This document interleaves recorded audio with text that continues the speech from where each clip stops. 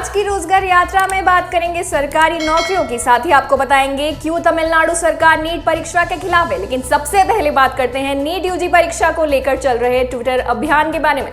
नमस्कार, मेरा नाम है निधि। आप देखना शुरू कर चुके हैं जॉब्स इटर्नल की विशेष पेशकश रोजगार यात्रा, जिसमें शिक्षा और रोजगार से जुड़ी दिन भर की खबरों से आपको अवगत करवाया जाता है।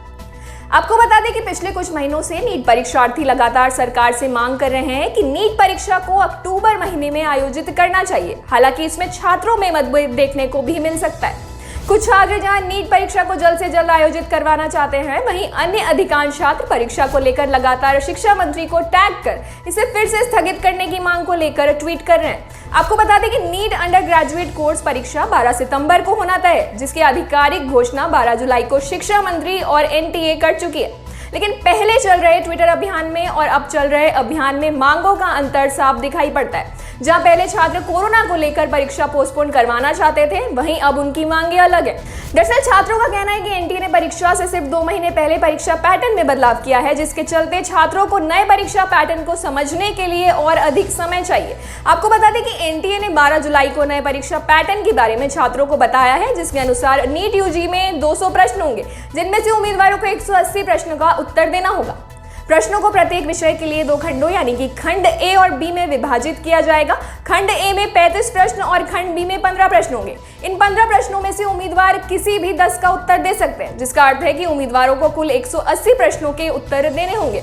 आपको बता दें, इससे पहले कुल 180 प्रश्न ही परीक्षा में पूछे जाते थे, इसलिए नीट 2021 का एक बड़ा बदलाव इसे माना जाना चाहिए। हालांकि एनटीए ने इस बदलाव को समझने के लिए छात्रों को सिर्फ 2 महीने का ही समय दिया है, जिसको लेकर परीक्षार्थी नाखुश नजर आ रहे हैं और #postpone NEET UG till October और #पोस्टपोन नीट यूजी सितंबर टू अक्टूबर के साथ लगातार ट्विटर पर ट्वीट कर रहे हैं। साथ ही परीक्षार्थियों का कहना है कि एनटीए द्वारा परीक्षा के एडमिट कार्ड सिर्फ 3 दिन पहले जारी किए जाएंगे। इससे रिमोट एरियाज में रहने वाले अभ्यर्थियों को परेशानी का सामना करना पड़ेगा। सिर्फ इतना ही नहीं, छात्रों का कहना है कि नीट परीक्षा में अधिकांश अभ्यर्थी 18 साल से कम के हैं और उन्हें अभी तक किसी प्रकार की कोई वैक्सीन नहीं दी गई है। आपको बता दें कि नीट परीक्षा में भाग लेने के लिए न्यूनतम आयु सीमा 17 साल होती है, जिसके चलते अभ्यर्थियों को कोरोना का डर भी सता रहा है। इस साल नीट 2021 में लगभग 15 लाख छात्रों के भाग लेने की उम्मीद जताई जा रही है, जिसे देखकर हर प्रकार का डर संभावित है। साथ ही जब कोरोना के समय में पहले से परीक्षा लेट होने के कारण अभ्यर्थी मेंटली स्टेबल नहीं थे, उस समय में एनटीए द्वारा परीक्षा में बदलाव करना भी नैतिक नहीं लग रहा है। हालांकि केंद्र सरकार ने साफ कर दिया है कि नीट यूजी और नीट पीजी और अन्य कोई भी प्रतियोगी परीक्षा फिर से स्थगित नहीं की जाएगी। आपको बता दें कि लोकसभा के सत्र के दौरान केंद्रीय स्वास्थ्य और परिवार कल्याण राज्य मंत्री डॉक्टर भारती प्रवीण पवार ने ये साफ किया कि सरकार की तरफ से सारी तैयारियां की जा चुकी है और अब इन्हें किसी भी हाल में स्थगित नहीं किया जा सकता। डॉक्टर पवार ने यह भी कहा कि नीट पीजी और नीट यूजी एग्जाम 11 और 12 सितंबर को होना सुनिश्चित है, जिसके लिए सरकार सभी कोविड प्रोटोकॉल फॉलो करेगी।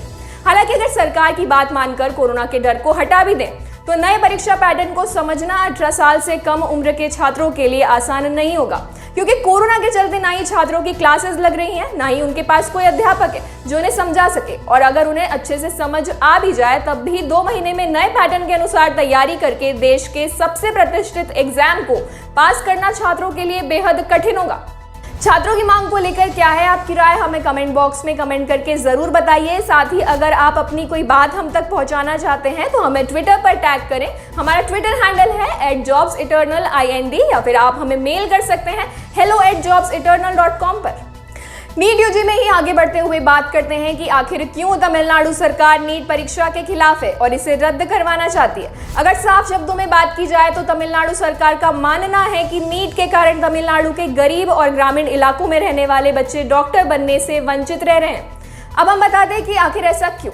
आपको बता दें कि नीट एक नेशनल लेवल परीक्षा है, जिसका सिलेबस और एग्जाम पैटर्न सीबीएसई और एनसीईआरटी के ऊपर आधारित होता है। वहीं तमिलनाडु बोर्ड का सिलेबस एनसीईआरटी से बहुत अलग है, जो वहां के सरकारी स्कूलों में पढ़ाया जाता है। इसी को लेकर सरकार का मानना है कि वहां के सरकारी स्कूलों में पढ़ रहे छात्र इस डर से नीट के लिए आवेदन तक नहीं करते कि उन्हें एनसीईआरटी के सिलेबस से अलग पढ़ाया जाता है, जिसके चलते सिर्फ अमीर बच्चे जो प्राइवेट शैक्षणिक संस्थानों में एनसीईआरटी पढ़ते हैं, उन्हीं का नीट के द्वारा मेडिकल कॉलेजेस में एडमिशन होता है। यही वजह है कि सरकार का मानना है कि जल्द ही तमिलनाडु की पीएचसीज में डॉक्टरों की भारी कमी हो जाएगी, क्योंकि अमीर घर के बच्चे गांव में जाकर अपनी सेवा नहीं देंगे और वो विदेश चले जाएंगे। इसी समस्या के चलते तमिलनाडु सरकार लगातार नीट प्रवेश परीक्षा का विरोध करती आई है, जिसके चलते तमिलनाडु के मुख्यमंत्री एम.के. स्टालिन पूर्व में पीएम मोदी और उस वक्त के एजुकेशन मिनिस्टर डॉक्टर निशंक से भी मुलाकात कर चुके हैं, जिसके बाद उन्होंने वर्तमान के शिक्षा मंत्री से भी इस बारे में बात की है और उन्हें पत्र लिखकर नीट को रद्द करने का सुझाव दिया है। गौरतलब है कि 12 सितंबर को होने वाली प्रवेश परीक्षा देश के सभी राज्यों में आयोजित करवाई जाएगी। हालांकि तमिलनाडु सरकार का विरोध अभी भी जारी है। आपको बता दें कि इससे पहले साउथ के सुपरस्टार सूर्य शिव कुमार भी नीट का विरोध कर चुके हैं। ये थी आज की नीट से जुड़ी अहम खबरें। अब बढ़ते हैं अन्य खबरों की ओर। रेलवे में ग्रुप डी पदों पर भर्ती के लिए पहले चरण की ऑनलाइन परीक्षा जल्द शुरू होने वाली है। रेलवे रिक्रूटमेंट सेल यानी कि आरआरसी इन पदों पर भर्ती के लिए पहले चरण की ऑनलाइन CBT 1 परीक्षा अगस्त में शुरू करने वाला है। इस भर्ती अभियान के माध्यम से 1 करोड़ से अधिक उम्मीदवारों ने आवेदन किया है, इसलिए परीक्षा कई फेज में आयोजित की जाएगी। इंडिया टुडे की रिपोर्ट के अनुसार पहले फेज के एग्जाम की डेट्स अगले सप्ताह जारी हो सकती है। रेलवे द्वारा दिसंबर 2020 में जारी नोटिस के अनुसार आरआरबी एनटीपीसी भर्ती की परीक्षाएं खत्म होने के फौरन बाद आरआरसी ग्रुप डी भर्ती की परीक्षाएं शुरू होंगी। हालांकि आरआरसी ग्रुप डी CBT 1 2021 परीक्षाएं जून में शुरू होनी थी, मगर कोरोना महामारी के चलते भर्ती परीक्षाओं को बीच में रोकना पड़ा था। एनटीपीसी भर्ती के लिए आखिरी फेज के एग्जाम 31 जुलाई को खत्म होने हैं, जिसके बाद ग्रुप डी भर्ती की पहले फेज की एग्जाम शुरू हो जाएगी। बोर्ड जुलाई के अंतिम सप्ताह तक RRC group D first phase की एग्जाम डेट जारी कर सकता है, जिसके साथ admit card, free travel pass और सिटी इंटीमेशन कार्ड की जानकारी भी दी जाएगी। जिन उम्मीदवारों का एग्जाम पहले फेज में होगा उन्हें उनके रजिस्टर्ड मोबाइल नंबर और ईमेल पर इसकी जानकारी भेज दी जाएगी। अगली खबर में बात करते हैं क्लैट परीक्षा की। कॉमन लॉ एडमिशन टेस्ट यानी कि क्लैट रिजल्ट 2021 को कल यानी कि 28 जुलाई को घोषित किया जाएगा। Governing authority consortium of national law universities ने अपनी आधिकारिक साइट पर एक नोटिस जारी कर इस संबंध में सूचना दी है। साथ ही नोटिस में परिणाम घोषित करने की तारीख और काउंसलिंग शेड्यूल भी है। अपने परिणाम का बेसब्री से इंतजार कर रहे स्टूडेंट्स आधिकारिक साइट यानी कि कंसोर्टियम ऑफ nlus.ac.in पर जाकर क्लैट रिजल्ट 2021 चेक कर सकेंगे। आपको बता दें कि क्लैट परीक्षा 23 जुलाई को ऑफलाइन मोड में आयोजित की गई थी। बता दें कि पहला अलॉटमेंट 1 अगस्त को पब्लिश किया जाएगा। छात्र या तो सीट को स्वीकार और लॉक कर सकते हैं या अपग्रेड के लिए अप्लाई कर सकते हैं या फिर प्रवेश प्रक्रिया से बाहर निकल सकते हैं। इसके साथ ही उन्हें NLU में उनकी सीटों को ब्लॉक करने के लिए 50,000 रुपये भी देने होंगे। आधिकारिक नोटिस में यह भी कहा गया है कि यदि उम्मीदवार जिन्हें पहले से चौथी एलोकेशन लिस्ट में सीटें आवंटित की गई हैं वे अपना प्रोविजनल एडमिशन वापस लेना चाहते हैं तो वे इसे 18 अगस्त 2021 को या उससे पहले कर सकते हैं।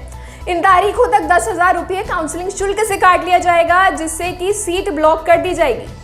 अब बढ़ते हैं अगली खबर की ओर। राष्ट्रीय परीक्षण एजेंसी यानी कि NTA ने शैक्षणिक सत्र 2021 से 22 के लिए भारतीय कृषि अनुसंधान परिषद यानी कि ICAR के UG, PG और डॉक्टरेट कार्यक्रमों में प्रवेश के लिए ICAR प्रवेश परीक्षा 2021 के लिए आधिकारिक अधिसूचना जारी की है। NTA ICAR प्रवेश परीक्षा 2021 स्नातक UG कार्यक्रमों के लिए 7, 8 और 13 सितंबर को और PG और JRF और SRF PhD के लिए 17 सितंबर को परीक्षा आयोजित की जाएगी।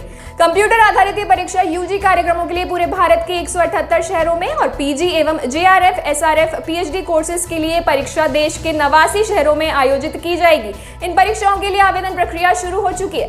इच्छुक उम्मीदवार 20 अगस्त तक आधिकारिक वेबसाइट यानी कि ICAR.nta.ac.in पर अपने फॉर्म जमा कर सकते हैं। परीक्षा के लिए पात्रता, परीक्षा का पाठ्यक्रम, परीक्षा केंद्र, परीक्षा का समय, परीक्षा शुल्क, आवेदन का तरीका आदि की संपूर्ण जानकारी वेबसाइट पर उपलब्ध सूचना बुलेटिन में दी गई है। वहीं अगर बात करें आवेदन शुल्क की तो UG के लिए आवेदन शुल्क 770 रुपये, PG के लिए आवेदन शुल्क 1120 रुपये और PhD के लिए आवेदन शुल्क 1820 रुपये रखा गया है। अब बात करते हैं आज की सरकारी नौकरियों की। ओडिशा सबऑर्डिनेट कर्मचारी चयन आयोग यानी कि OSSSC ने एक अल्प सूचना द्वारा स्टैटिस्टिकल फील्ड सर्वेयर पद की 529 रिक्तियों पर भर्ती के लिए आवेदन आमंत्रित किए हैं। योग्य एवं इच्छुक उम्मीदवार 1 अगस्त से 21 अगस्त 2021 तक ऑनलाइन आवेदन कर सकते हैं। इस भर्ती प्रक्रिया की विस्तृत सूचना जल्द ही आधिकारिक वेबसाइट पर जारी की जाएगी। सभी अपडेट्स की जानकारी के लिए जुड़े रहिए जॉब्स इटर्नल के साथ। आज की रोजगार यात्रा में बस इतना ही। किसी भी सरकारी नौकरी की जानकारी और आवेदन हेतु आप डिस्क्रिप्शन में दिए गए लिंक पर क्लिक कर हमारी ऑफिशियल वेबसाइट jobseternal.com पर जा सकते हैं। अगर आपको ये कार्यक्रम पसंद आया हो या इससे आपकी या किसी और की सहायता होती है तो इसे लाइक और शेयर करें। साथ ही शिक्षा और रोजगार की खबरों से अवगत रहने के लिए हमारे चैनल को सब्सक्राइब जरूर करें। धन्यवाद।